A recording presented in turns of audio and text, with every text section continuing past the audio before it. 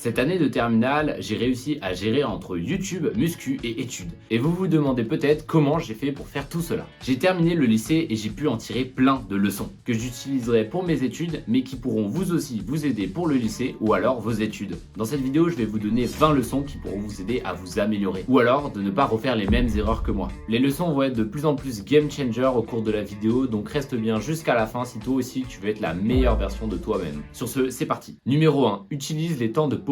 Cette astuce m'a vraiment permis de libérer beaucoup de temps pour travailler sur ma chaîne YouTube en parallèle de mes études. Au lieu de passer du temps inutilement sur ton téléphone, tu peux par exemple utiliser ton temps de pause pour travailler sur différentes choses. Par exemple, tu peux t'avancer sur tes devoirs, réviser pour une future évaluation ou alors avancer sur un de tes projets. Et surtout, utiliser ces temps de pause te permettra de gagner un temps fou dans ta journée.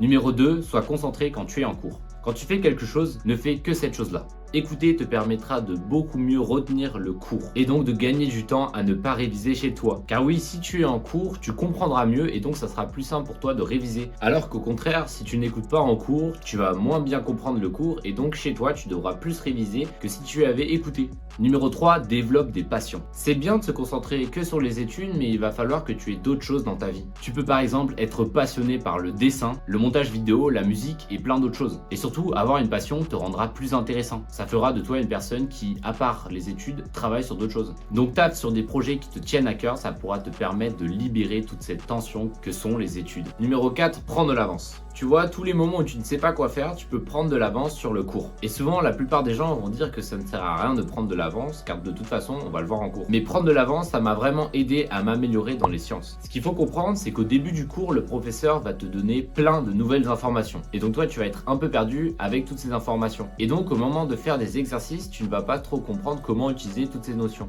Eh bien, prendre de l'avance, ça va te permettre de comprendre ces notions et de comment les utiliser. Et le début, c'est ce qui est le plus important. Donc, je vous conseille vraiment de prendre de l'avance, c'est vraiment un game changer si vous voulez être fort dans les études. Numéro 5, n'hésite pas à parler à des gens. Aujourd'hui, de plus en plus de personnes ont peur d'aborder des gens. Et c'est dommage car tu pourrais peut-être rencontrer un futur meilleur ami ou alors une personne qui pourra vraiment t'aider ou alors bien même ton mari ou ta femme. Même si cela te semble compliqué au début, n'hésite pas à aller voir des personnes. Plus tu t'exerceras à parler à des personnes, plus cela sera simple et naturel pour toi d'aller parler à des gens. Et c'est vraiment une compétence que tu pourras garder toute ta vie. Numéro 6, fais du sport. Faire du sport est essentiel pour maintenir sa santé physique et mentale. Trouve un sport que tu aimes faire. Ça te permettra notamment de rester en forme, mais aussi de te détendre pour libérer la pression par rapport aux études. Depuis que j'ai commencé la musculation en 3e, je ne peux plus arrêter tellement c'est bénéfique et passionnant pour moi.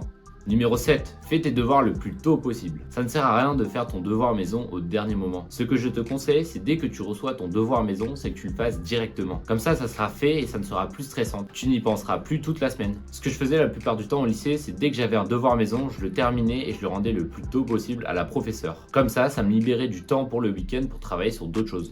Numéro 7,5, abonne-toi à cette chaîne. Je fais plein de contenu sur le sport, les études et le fait de s'améliorer en général, donc n'hésite pas à t'abonner, ça me ferait super plaisir. Numéro 8, ne te soucie pas du regard des autres. La plupart des gens s'en foutent de toi et s'en foutent de ce que tu fais. Et de toute façon, ils t'oublieront un jour. Et je pense qu'il y a trop de personnes qui se mettent la pression par rapport à cela. Et qui n'agissent pas comme ils le voudraient, par peur du regard des autres. Si tes amis ne t'acceptent pas comme tu es réellement, alors ce ne sont pas tes amis. Et ça rejoint la leçon numéro 9. Fais-toi de vrais amis. Un ami, c'est une personne avec qui, si même vous vous éloignez, vous resterez toujours amis. C'est une personne qui ne te rabaissera jamais, mais qui au contraire te poussera vers le haut. C'est une personne qui sera toujours là pour toi, même si tu es au plus bas. Et normalement, tu es censé compter le nombre de tes amis sur le bout de tes doigts. Moi par exemple, j'ai 4 amis, pas plus, pas moins. L'amitié, c'est vraiment quelque chose de sacré, presque comme l'amour. Donc fais-toi de vrais amis avec lesquels tu pourras toujours leur faire confiance. Numéro 10, ne cherche pas l'amour activement. Quand on parle de lycée ou études, on pense aussi à l'amour. On a tous envie de trouver une personne qui nous corresponde et d'essayer ce sentiment si fort qu'est l'amour. Mais le problème, c'est que si tu cherches l'amour activement, le fait de se mettre en couple le plus rapidement possible va juste te faire l'inverse. Et c'est le cas de beaucoup de personnes. Si tu cherches à tout prix à te mettre en couple, tu vas baisser tes standards et donc te mettre avec une personne qui ne te corresponde pas. Et ce n'est pas le but. À part si tu veux te mettre en couple juste pour être en couple. Mais je pense que la plupart des gens ont envie de se mettre en couple avec une personne qui leur corresponde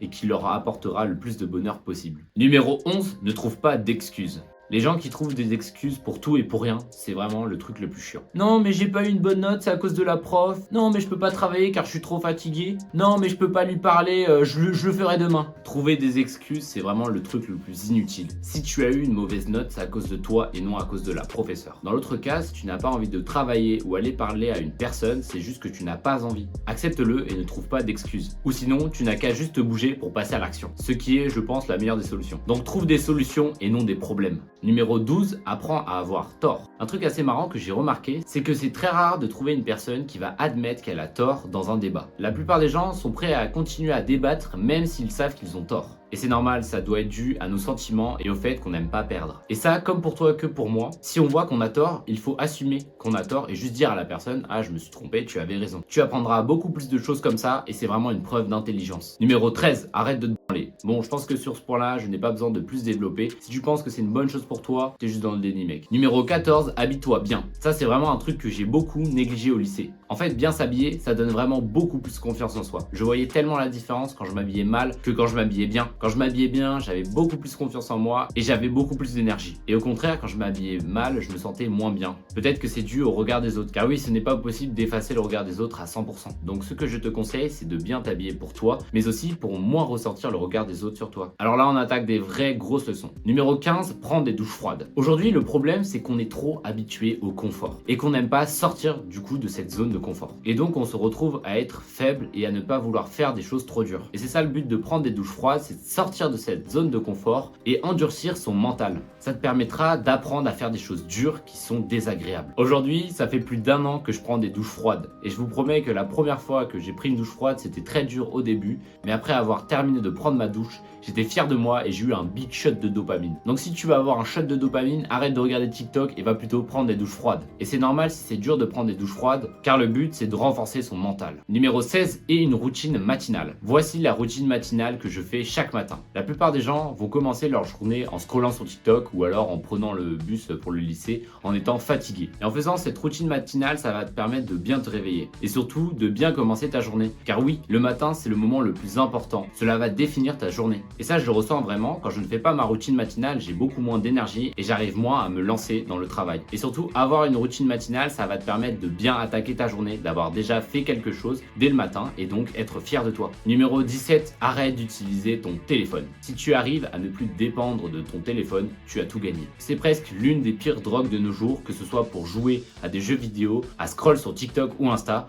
ou alors à regarder des séries. Le téléphone, ça te prend un temps fou dans ta journée, alors que tu pourrais utiliser ce temps à avancer dans des projets, à t'avancer dans les cours ou alors faire du sport. Et même le téléphone te prend de l'énergie et te rend plus mou. Et je vois tellement de gens qui sont mous dans ma classe à cause de leur téléphone. Et le fait qu'on ait envie de prendre notre téléphone, c'est dû au fait qu'on ne sait pas quoi faire. C'est un peu notre action de base. Notre action de base, c'est l'action qu'on va faire quand on est fatigué ou alors qu'on ne sait pas quoi faire. Et donc là, en l'occurrence, notre action de base, c'est d'utiliser notre téléphone. Et donc le but, c'est de remplacer cette action de base. Peut-être par exemple par le fait de lire, parler avec des personnes, avancer sur son travail, écouter des podcasts et j'en passe. C'est vraiment un truc très compliqué de nos jours d'arrêter son téléphone, mais c'est possible. Il faut juste essayer de reset son cerveau et d'essayer de remplacer tous ces temps de téléphone par quelque chose de productif. Utilise ce temps pour prendre de l'avance sur les gens. Numéro 18. Développe ton amour propre. C'est un peu bateau dit comme ça, mais je te promets que c'est la meilleure des choses pour se sentir heureux. Faites des choses qui vous rendent fiers et qui sont en accord avec vos valeurs. Et développez votre amour propre. Cela fera de vous une personne plus charismatique et une personne qui a confiance en elle. Être fier de soi est mieux que la plupart des bonheurs qu'on peut trouver dans ce monde. Et vous vous demandez peut-être comment développer cet amour pour soi. Et bah ça dépend des personnes. Mais personnellement, travailler sur moi, le fait de s'améliorer, c'est ça qui me rend le plus heureux et fier de moi. Faire des choses dures au départ, mais au final les terminer, c'est ça qui me permet de développer mon amour propre. Beaucoup de gens ne s'acceptent pas comme ils sont. Ils n'ont pas vraiment d'amour propre. Et pour développer cet amour propre, ça va passer par le fait de faire du sport, travailler sur des projets qui te tiennent à cœur, ou alors d'autres projets qui sont plus compliqués comme les études. Aujourd'hui, il y a plein de choses dont je suis fier, comme par exemple le corps que j'ai bâti, ou alors les notes que j'ai pu avoir en terminale, ou encore cette communauté que j'ai sur YouTube. Mais je veux pas du tout faire le mec prétentieux. Et de toute façon, j'ai encore beaucoup de chemin. Mais repenser à tous ces moments qui étaient durs et de les avoir surmontés, c'est ça qui me rend fier et donc qui fait que je développe un amour propre. Développer son amour propre vous permettra vraiment d'avoir plus confiance en vous et d'être plus heureux. Numéro 19. Apprends de tes erreurs. Les leçons se répètent jusqu'à ce que tu les apprennes. Apprendre de tes erreurs te permettra réellement de t'améliorer et de devenir une meilleure personne. Et surtout, quand on est jeune, on essaye de se chercher. Parfois, on va faire des choses qui sont bénéfiques pour nous et parfois, au contraire, on va faire des erreurs. Et ça fait partie de la vie. Un échec ou deux, c'est quoi dans une vie? Et pour ne pas échouer à nouveau, il va falloir que tu en tires des leçons pour ne pas refaire les mêmes erreurs. Donc à partir de maintenant, dès que tu vas faire une erreur ou un échec, tu vas essayer d'en tirer une leçon. Par exemple, si tu as eu une mauvaise note, c'est peut-être que tu as mal révisé ou alors que tu ne maîtrisais pas assez bien le sujet. Et ça rejoint un peu le point numéro 11. Ne trouve pas d'excuses car avant d'apprendre de tes erreurs, il va falloir que tu acceptes la réalité telle qu'elle est. Et ne te cache pas derrière des excuses. Ensuite, tu en tireras des leçons. Et le dernier point, le point numéro 20, lance-toi maintenant.